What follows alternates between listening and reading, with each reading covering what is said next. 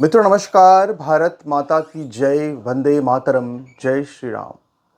मित्रों मैं दिलीप पांडे, स्वागत है आपका मेरे YouTube चैनल में। मित्रों आज मैं आपसे एक और बहुत ही महत्वपूर्ण विषय पर चर्चा करने जा रहा हूं और मैं समझता हूं कि ये चर्चा इसलिए आवश्यक है ताकि समाज में एक जागरूकता फैले और देश इस बात को जाने कि महामानव इस भारतवर्ष को किस रास्ते पर ले जाना चाहते हैं। मित्रों आप जानते हैं कि महामानव ने ये फैसला किया है कि ज्योतिराव फुले की जो जन्म जयंती है वो भारत के अंदर 2 सालों तक मनाई जाए।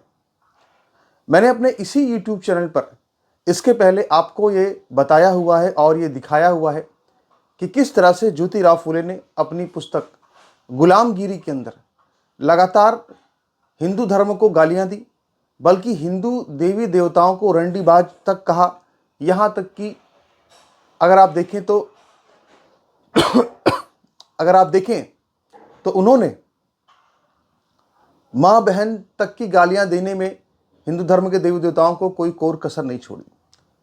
तो ऐसे में सवाल ये उठता है कि आखिर ऐसे व्यक्ति का लगातार महिमा मंडन अभूतपूर्व तरीके से आखिर महामानव क्यों करना चाहते हैं। एक होता है कि किसी ने जवानी जमा खर्च कर दिया, जा करके फूल अर्पित कर दिए, और एक होता है कि अभूतपूर्व महिमा मंडन वोट बैंक के लिए। तो आज इस मौके पर मैं साध्वी ऋतंभरा जी से कुछ प्रश्न पूछना चाहता हूं।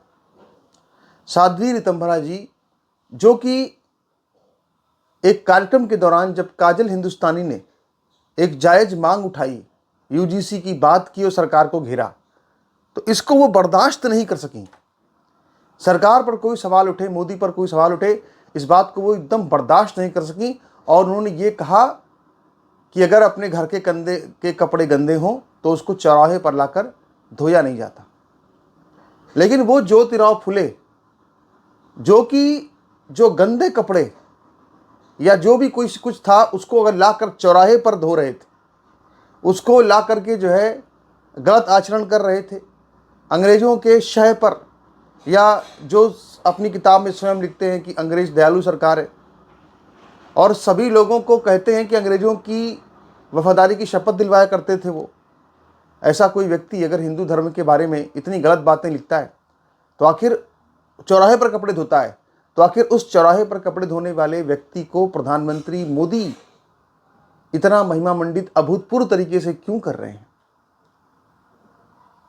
आप बताइए, अगर राज्य सत्ता पर बैठा कोई व्यक्ति, राजपद पर बैठा कोई व्यक्ति अगर अपने रास्ते से भटक जाए तो धर्म के पद पर बैठे व्यक्ति का यह कर्तव्य है कि वो राजपद पर बैठे उस राजा को सही रास्ता दिखाए।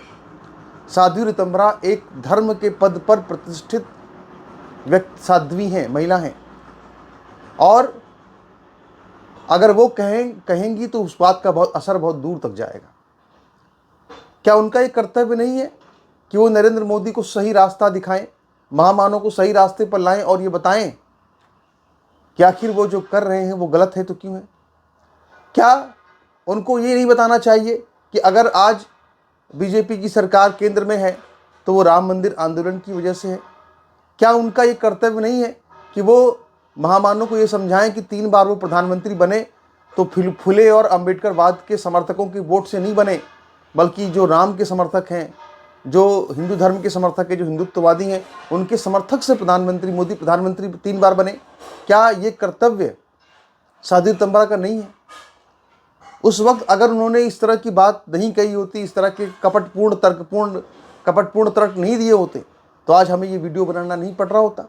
लेकिन चूंकि उन्होंने इस तरह के कपटपूर्ण तर्क दिए, तो आज उनको उत्तर देना चाहिए कि जब महामानव लगातार हिंदू धर्म का अपमान करने वाले, हिंदू धर्म के देवी देवताओं को उल्टा सीधा बोलने वाले, गुलामगिरी पुस्तक लिखने वाले ज्योतिराव फुले का महिमा मंडन कर रहे हैं, तो आखिर सवाल उठता है कि आज उनकी चुप्पी क्यों है।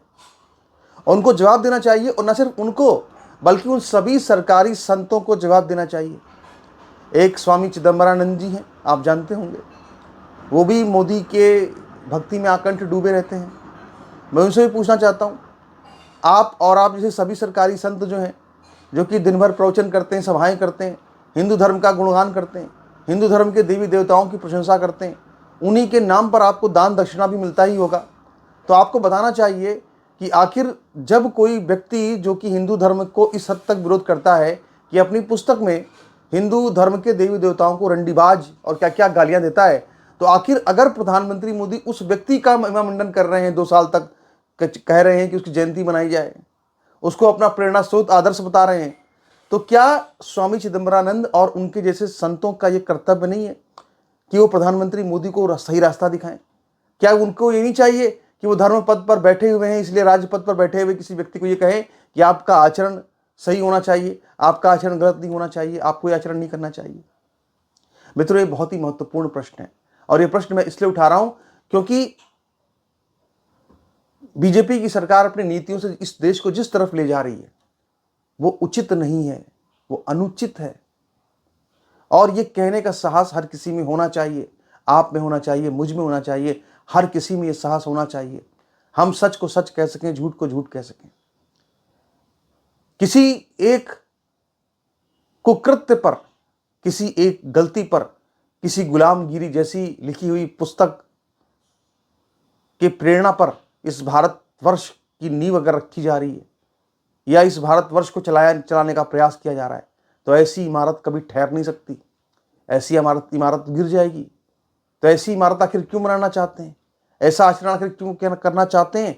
इन सब बातों का जवाब, इन सब बातों का उत्तर जो है वो नरेंद्र मोदी को, महामानव को देना चाहिए। सबसे बड़ी और सबसे महत्वपूर्ण बात यह है, अभी बहुत से लोग आएंगे जो ये कहेंगे कि आप तो साध्वी ऋतंबरा जी के योगदान के सामने कुछ भी नहीं है। हाँ, ये बात सच है कि हम उनके योगदान के सामने कुछ भी नहीं है। हालांकि हमने उनके योगदान को लेकर के भी पहले एक टिप्पणी करी थी, एक लेख लिखा था, और हमने बताया था किस तरह से आचार्य श्री धर्मेंद्र जी महाराज के मंच पर जब वो भाषण करते थे तो वो स्वयं जा करके, जब वो बालिकावती थी, उस वक्त उनकी उम्र अधिक नहीं थी, 20 वर्ष या 25 वर्ष के आसपास उनकी उम्र थी, तो वो टेप रिकॉर्ड से जा करके उनके भाषण को रिकॉर्ड करती थी, और इसके बाद आकर के जो है लगभग वही सब बातें कुछ अलग तरीके से पेश कर दिया करती थी, तथ्य वही रहते थे। वह उसका तो आप ऐसे में सोचिए, आप, हमने इसको भी लिखा था, और ये पोस्ट बहुत वायरल हुई थी, सब लोगों ने इसको पढ़ा था। जो साध्वी जी के करीबी खास लोग रहेंगे उन्होंने भी पढ़ा होगा, लेकिन हमें उस पर कोई उत्तर नहीं मिला। जिन लोगों ने उत्तर दिया उनको हमने सबको जवाब दिया। तो ऐसे में समझ में आता है कि आखिर ये बात सही है कि चलो कुछ भी हो, मगर उनका योगदान तो हमसे बहुत ज़्यादा है। लेकिन आज जब महामानव देश को गलत रास्ते पर ले जाना चाहते हैं, तो उनका कर्तव्य क्या है?